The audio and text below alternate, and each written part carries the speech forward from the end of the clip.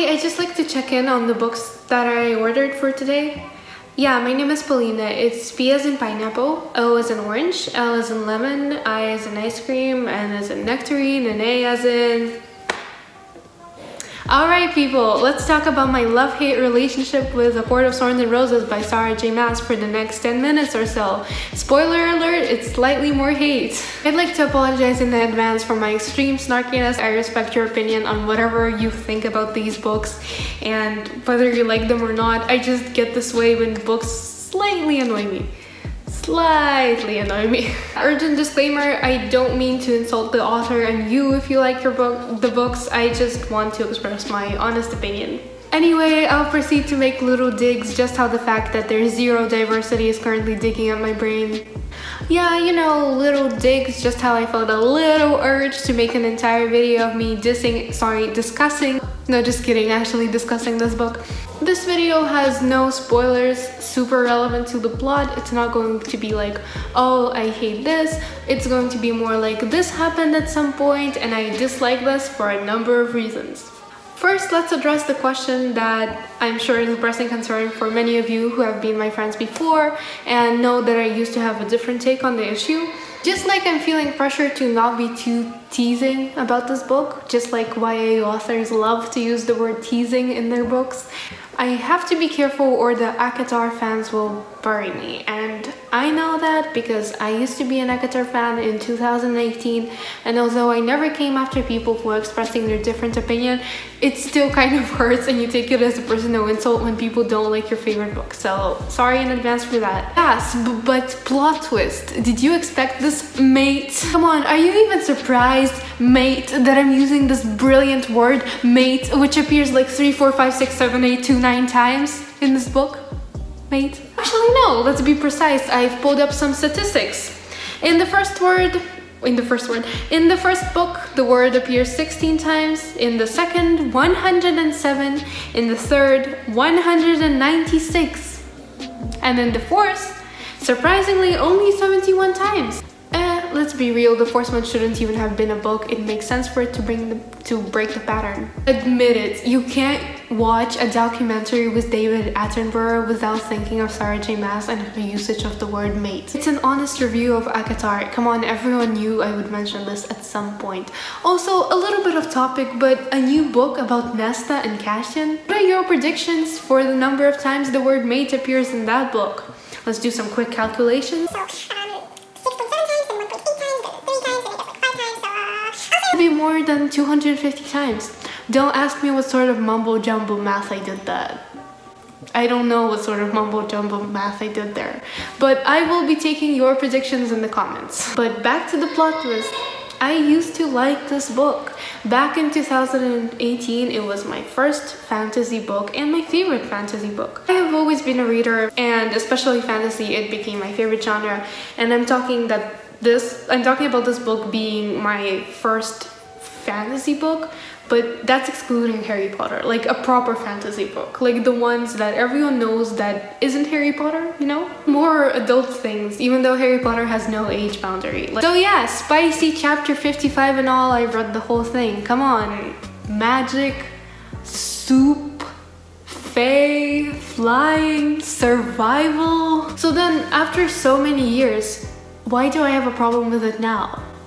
Well, you see, I've been sitting on Book Talk. Everyone who sits on Book Talk knows that Acotar is the book that everyone on there knows. Everyone is discussing it. And it being my first fantasy book, I remember a good deal of it. So then when I saw a reminder of it like 2 years later on Book Talk, and by reminder I mean like 3,000 posts whenever I open TikTok, constantly, I thought, does everyone love this book? Because the whole entire community on Book Talk was like, I don't know, off the top of my head, it was like 41 billion views on the hashtag Book Talk. The whole entire community loves this book.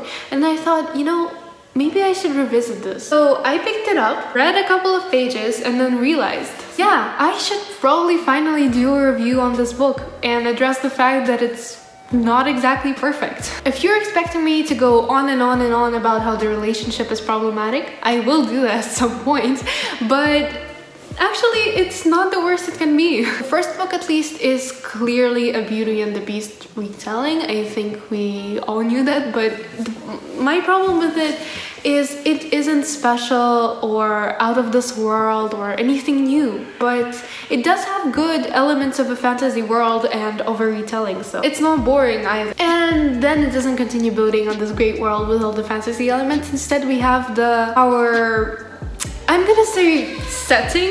I think we know what I'm talking about, you know, the summery romantic place where all the fluffy things start to take place. So yeah, you have your setting and all the characters going on and on and on about how much they don't want to lose each other. And it's all mate this and mate that, but to be honest, it was kind of expected. It's YA fantasy and it's kind of a common trope. So it's average in all world building senses, and I know Sarah J Maas really has that whole angelic setting thing going for her. I mean, come on, even me with my little bit of a dislike for this book, I would still want to go there. But also, let's face it, that place can be anywhere. And I'm sorry if this is a major reveal, but it literally could be anywhere. The place, the setting that we're talking about, the romantic one, the whole mate thing. These descriptions of shops and falling stars and musicians. Okay, now you all know. This literally could be in any country where you could observe stars falling down. It's a natural occurrence. Stuff like this happens in science. Look, geography is not my strong suit, but I think any country can be any place in any country where you have all of these things. Geography is not my strong suit, but there's a lot of countries that have shops. You ain't special. More romantic kind of thing and a more cheesy sort of thing to say for me, if you will, is if you're with the person you love, your mate. Sorry, I know I'm getting annoying with this, but I'm just trying to demonstrate how it is to read this book. So if you're somewhere with the person that you love,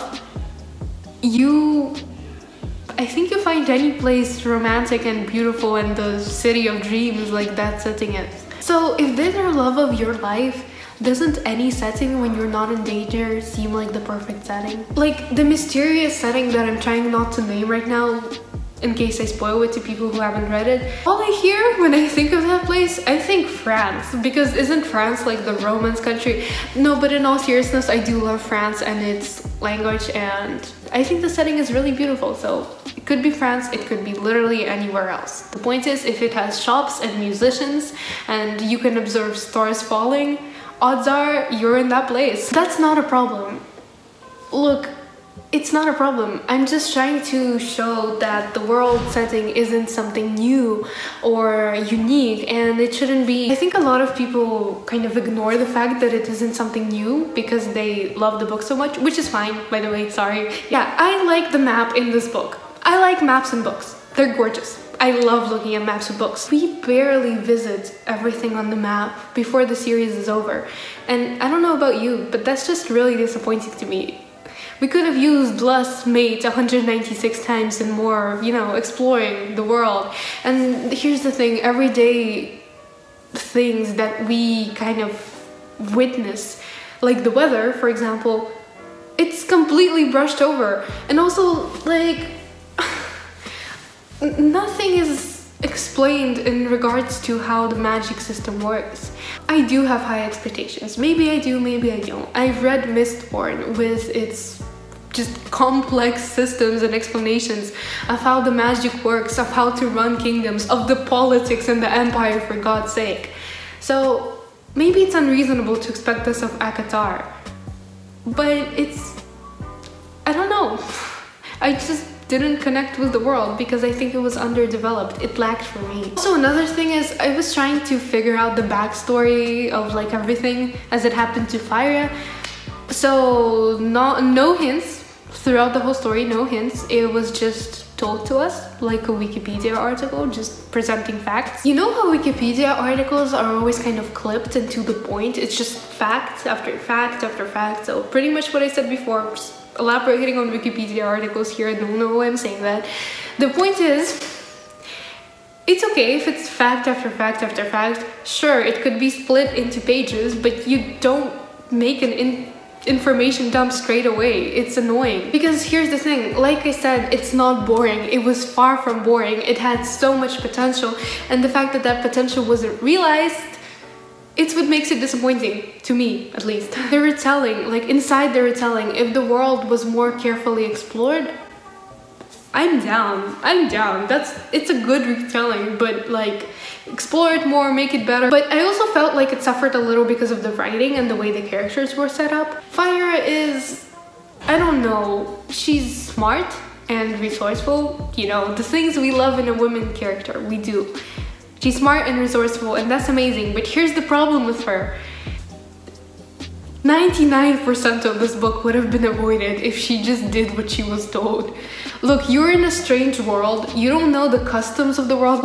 We don't know the customs of the world, girl. They're not explained. I bet that if characters did the things they were told, we wouldn't have a story. Sometimes. But it's just like Clary from Shadowhunters. Some of it is common sense. And her ignoring what should literally be logic is literally just done for the sake of the plot.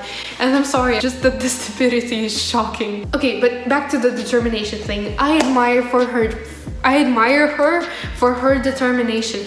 I think that we should look at characters and take only the best from them. Because if we're using books to learn, and I think that using books is a lot like learning, then you should aim to take the traits that you like from characters. So her resourcefulness, her determination, her like pursuit of whatever she thinks is right, that's great. That's really, really great. I loved her as a character.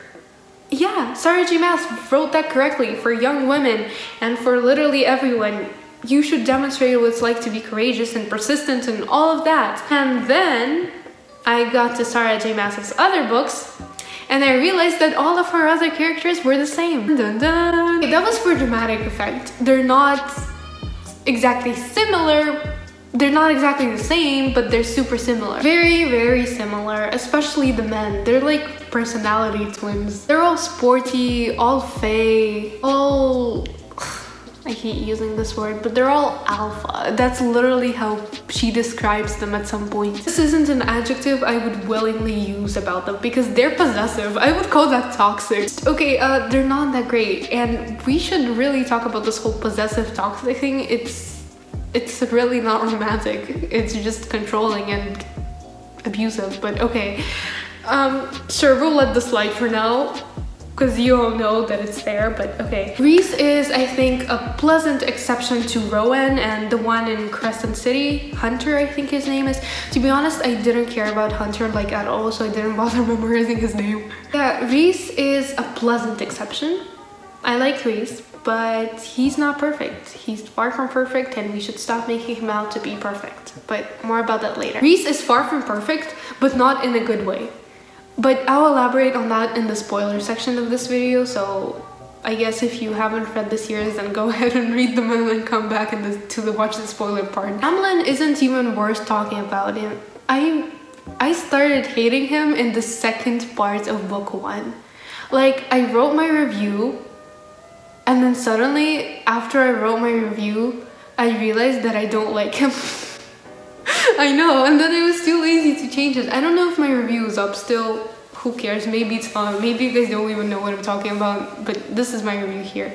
So yeah, no spoilers as to why I don't like Tamlin, but I don't like him. I don't know, maybe you'll disagree with me, but tell me one reason why the men that Sarah J Maas writes are different from each other. Tell me. And this isn't like an I dare you moment. I'm genuinely curious. Why are they different from each other? Oh, and another thing, the antagonists throughout this video, they don't make you sympathize with them. They're not written... The villains, they're not written in a way that makes you sympathize with them. Especially the first one.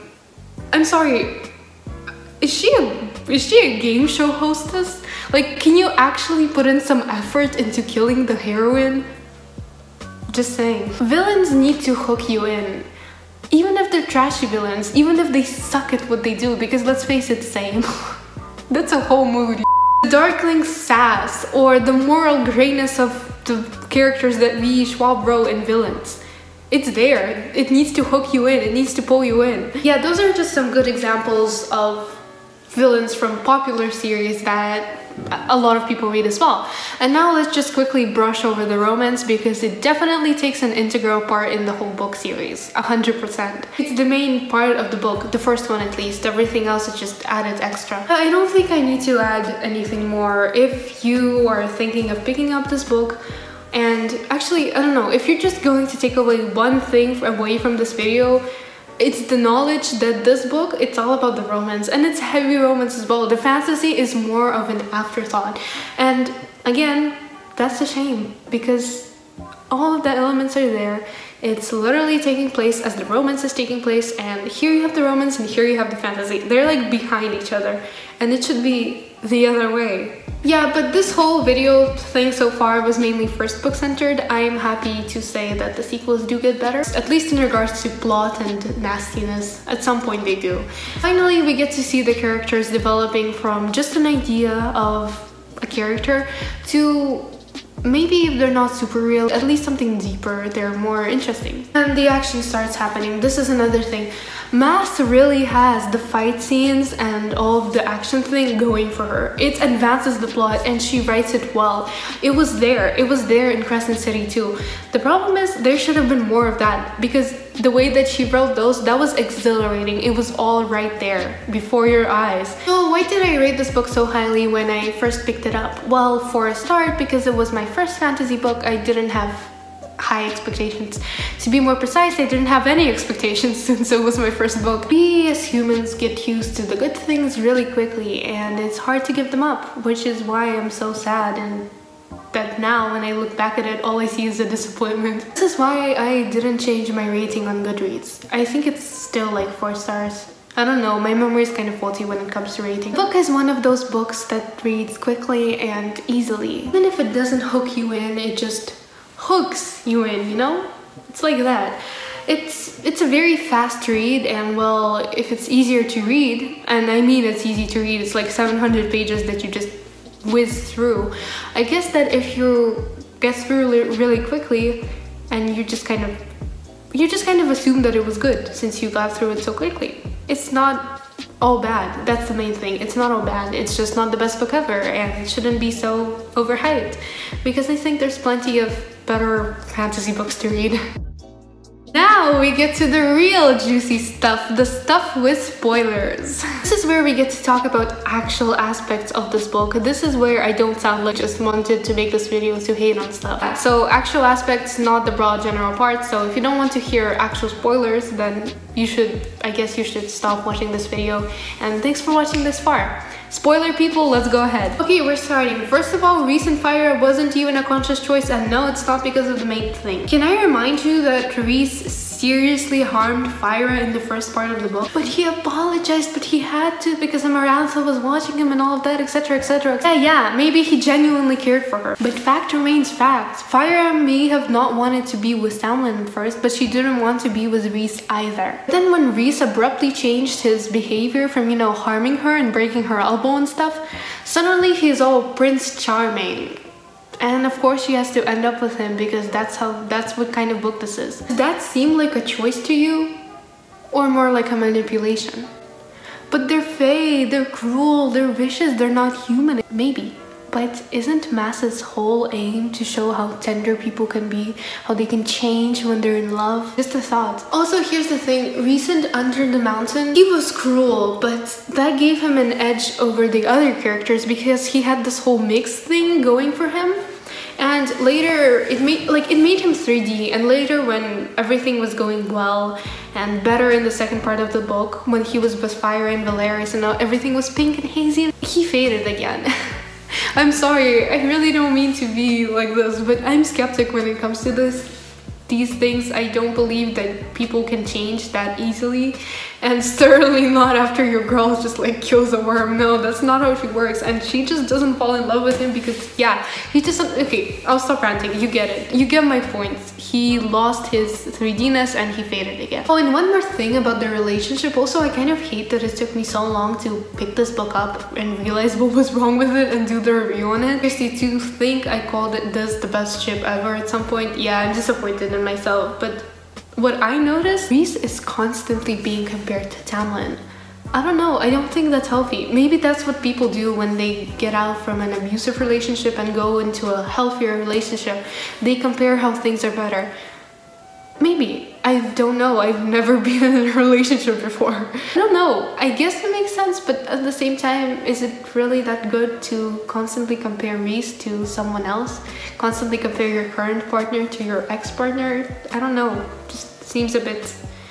Yeah, it's not the... Well, Reese and Fire, while they're a good character progression, they go and develop and change or whatever, you know, buddings, romance or whatever it's called.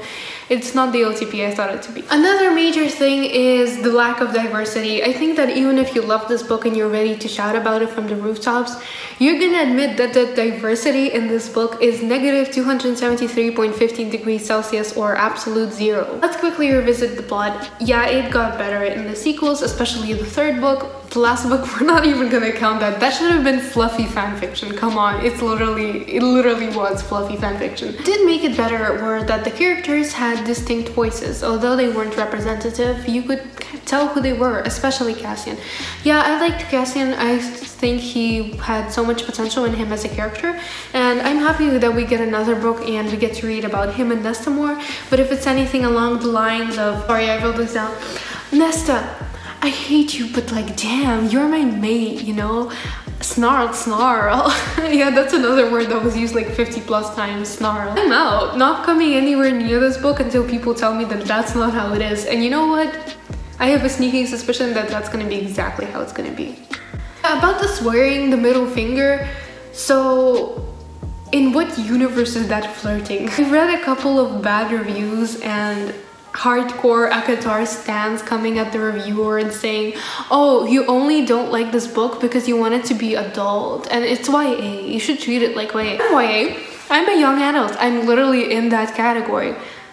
So you're telling me that that's realistic, and I walk into the street, I walk into school, I come up to someone I like and I give them the middle finger and they swoon and fall at my feet suddenly in love with me because that's what you think flirting is? Okay, look, I'm sorry, but in what universe, again, in what universe? That's not YA, that's, I don't know, that's something that only Acotar has. Is it supposed to be like cool that they keep swearing at each other? Because all I see is an attempt to make it adult while keeping it YA. Sure, right, totally. Or, you know, maybe if I throw a shoe at someone and swear at them, they're gonna fall in love with me after I call them mate 500 times. Or maybe if someone holds the door for me and is polite, or I hold the door for someone because, you know, it's basic human decency. It's not even a gender thing. It's basic human decency. It's just being respectful. Suddenly we're gonna get married because, you know, that's how this works. Just because it's, again, just because it's YA does not mean that this is how people flirt.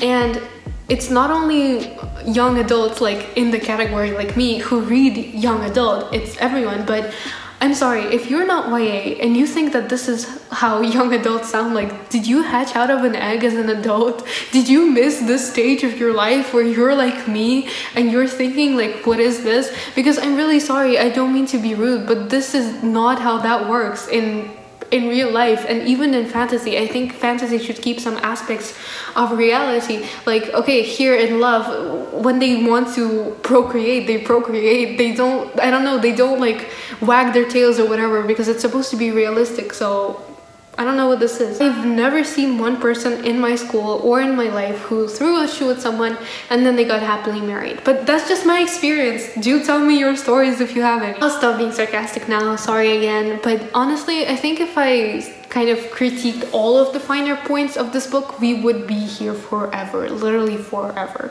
Because this was just me talking about swearing in relationships, two aspects. There's so many things to touch upon. This is going to be a nightmare to edit. So I'm just going to go ahead and wrap up. Look, of course it's going to have its problems. I'm just going to address them honestly, and that's hopefully what I did. I'm not trying to be mean on purpose. This is just what I thought. If you like this book, you're free to like this book. I respect you for liking this book. It doesn't matter who you are. That being said, I also want to hear your opinion on this book, so please leave a comment now. I'm not a major booktuber, so there's not going to be 5,000 people arguing in the comments and coming at each other. Honestly, I'd be surprised if there were 5. Now this is a dare, prove me wrong. Wink, wink. Is it only me who sometimes winks with both sides like this? You can agree with me completely, you can hate me with your guys, just leave a respectful comment. I really do want to know what you're saying. And yeah, honestly, thanks so much for watching and staying here because I know this was a long video. So yeah, see you Sunday!